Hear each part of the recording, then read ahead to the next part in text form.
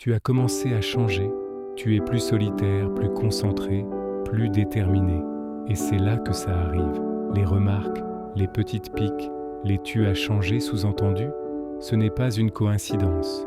C'est une loi sociale presque physique.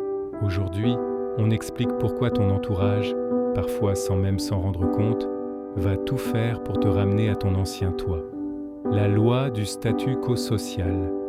Les groupes humains, famille, amis, collègues, fonctionnent comme un système.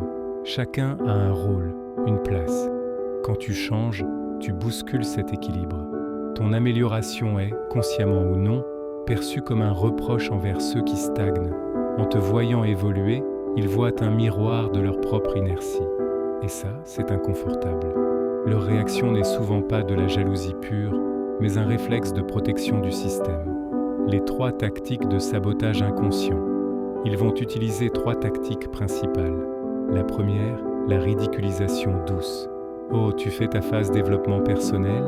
Deuxième, le rappel à l'ancien toi. « Avant, tu étais plus marrant, plus détendu. » Troisième, la plus vicieuse, la sollicitation par la culpabilité.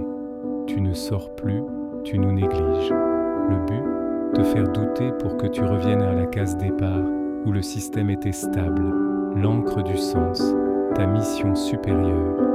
La seule façon de tenir bon, c'est d'avoir une encre plus forte que leur critique, ton projet cathédrale. Quand on te fait une remarque, au lieu de te justifier ou de débattre, recentre-toi intérieurement sur ta mission. Je construis quelque chose d'important pour moi. Cette certitude intérieure agit comme un bouclier. Tu n'as pas besoin de leur approbation, car tu es aligné sur un objectif plus grand que leur opinion. La réponse du sage. Ne pas se battre, affirmer.